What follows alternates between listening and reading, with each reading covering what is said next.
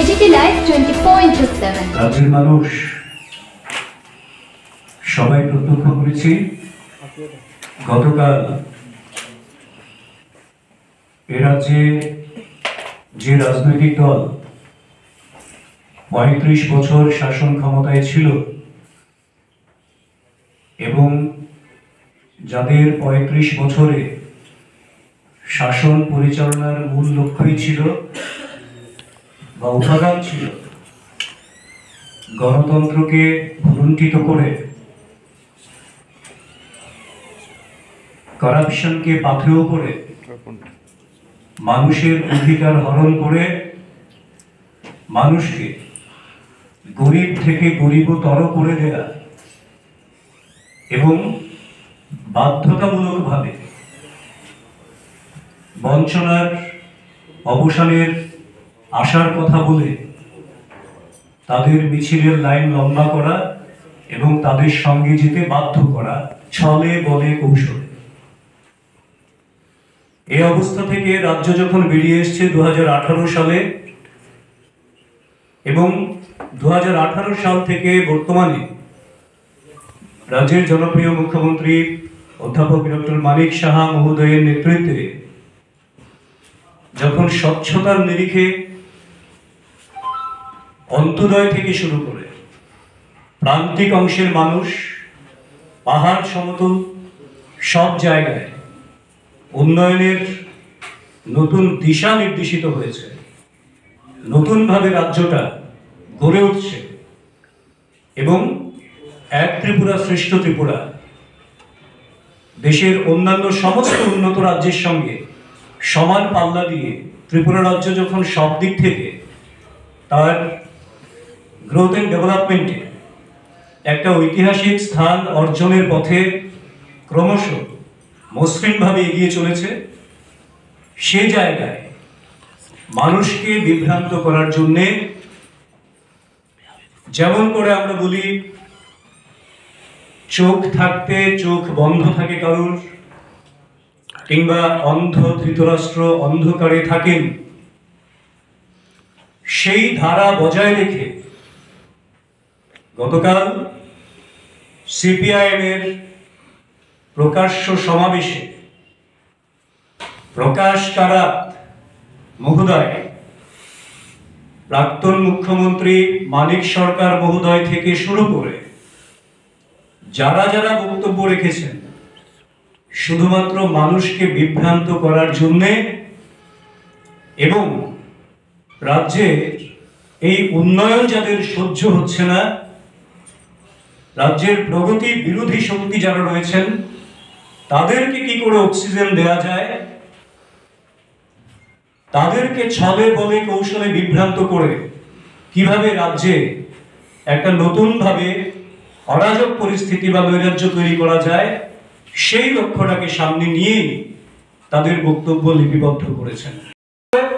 আমাদের একদিকে যেমন 33% আসন সংরক্ষিত রয়েছে আমাদের মহিলাদের জন্য, ঠিক তার পাশাপাশি লাখপতি দিদির সংখ্যা যেমন বেড়েছে, মহিলাদের নিরাপত্তাকেও সুনিশ্চিত করার ব্যবস্থা করেছে সম্পূর্ণভাবে রাজ্য সরকার।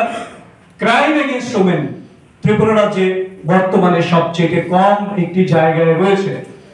কাজে একদিকে যখন এই সরকার গ্রাম গরিব কিষানের জন্য গ্রামীণ এলাকায় প্রধানমন্ত্রী আবাস যোজনা কিংবা শহর এলাকায় প্রধানমন্ত্রী আবাস যোজনা, irrespective of all political identity, caste, creed, সমস্ত কিছুর ঊর্ধ্বে ওঠে, কারণ রাজ্যের মানুষের স্বার্থে সরকার কাজ করবে। রাজ্যের প্রত্যেকটা মানুষের দায়িত্ব সরকারের, পলিটিক্যাল দল পলিটিক্যাল পার্টির দায়িত্বে থাকে। সরকার যখন গঠিত হয় তখন সেই সরকারের দায়িত্ব থাকে গোটা রাজ্যের চিন্তা করা, যেটা তারা করেননি। ৩৫ বছর শাসন ক্ষমতায় থেকে তারা করেননি, কিন্তু ভারতীয় জনতা পার্টির সরকার ত্রিপুরা রাজ্যে 18 সালে প্রতিষ্ঠিত হওয়ার পর যখন দেখছেন কোন রকম ডিভিশন ছাড়া, বৈষম্য ছাড়া সবার জন্য কাজ করছে সরকার, তখন তাদের সহ্য হচ্ছে না। কারণ মানুষ যখন নিজের ন্যায় অধিকারটা বুঝে নিতে পারছে, মানুষ যখন জানতে পারছে যে এইগুলি আমাদের পাওয়ার কথা ছিল, এত বছর আমাদেরকে ইচ্ছে করে বঞ্চিত করে রাখা হয়েছে, তখন মানুষ তাদের সঙ্গ ত্যাগ করতে শুরু করেছে। কাজেই অন্তোদয় থেকে শুরু করে প্রত্যেক অংশের মানুষের জন্য জল জীবন মিশনের আওতায় 2017-18 সালে 3.6% পাইপলাইনের মাধ্যমে পানীয় জল দেওয়া হয়েছিল। বর্তমানে সেটা প্রায় 85% উপর পৌঁছে গেছে। সরকার লক্ষ্যমাত্রা নিয়েছেন 2025 সালের মধ্যে 100% বাড়িতে পাইপলাইনের মাধ্যমে পানীয় জল পৌঁছে দেওয়ার জন্য। একদিকে যখন প্রধানমন্ত্রী আয়ুষ্মান যোজনায় ত্রিপুরা রাজ্যের প্রায় 13 লক্ষ মানুষ অন্তর্ভুক্ত হয়েছেন, তার বাইরেও সেখানে কিছু কিছু কারণে কিছু কিছু শর্ত রয়েছে। সারা দেশব্যাপী একটা নির্দিষ্ট ফ্রেম থাকে, সেটা আপনারা জানেন। তার প্রধানমন্ত্রী আয়ুষ্মান যোজনায় যারা অন্তর্ভুক্ত হতে পারবেন না, তাদের জন্য মাননীয় মুখ্যমন্ত্রী আয়ুষ্মান যোজনা ঘোষণা করেছেন। সমান অর্থমূল্যের বীমা তারা পাবেন 5,18,000 আগে। ত্রিপুরা রাজ্যে জাতীয় সড়ক একটা ছিল, আজকে 6টা জাতীয় সড়ক সম্পূর্ণভাবে চলছে এবং তার সঙ্গে আরো 4টা জাতীয় সড়কের কাজ শুরু হতে চলেছে। ত্রিপুরার মতন প্রান্তিক ছোট রাজ্যে 10-10টা জাতীয় সড়ক, তারপরেও এদের চোখে উন্নয়ন চোখে পড়ে না। ত্রিপুরা রাজ্যে ডেন্টাল মেডিকেল কলেজ, সংস্কৃত কলেজ থেকে শুরু করে বিভিন্ন রকম কলেজ, ইউনিভার্সিটির ক্রমশ এখানে এডুকেশন হাবের মতন একটা জায়গা যখন তৈরি হচ্ছে, তখন তাদের সামনে উন্নয়ন চোখে পড়ে না। ত্রিপুরার মানুষের গড়ায় যেখানে 74-75 হাজার টাকা থেকে বেড়ে 2017-18 যেটা ছিল 1,78,79,000 টাকায় বর্তমানে পৌঁছেছে, তখন এদের মনে হয় কাজ নাই, খাদ্য নাই বলে চিৎকার করছিল না। কারণ গণতন্ত্রের কথা যারা বলেন, তাদেরকে দুটো গানের লাইন আমি মনে করিয়ে দিই। শুধু 2018 নির্বাচনের আগে আপনাদের সিপিএম এর গানের মূল লাইন কি ছিল আমি মনে করিয়ে দিই, আপনারা শুনবেন আবার প্রয়োজনে।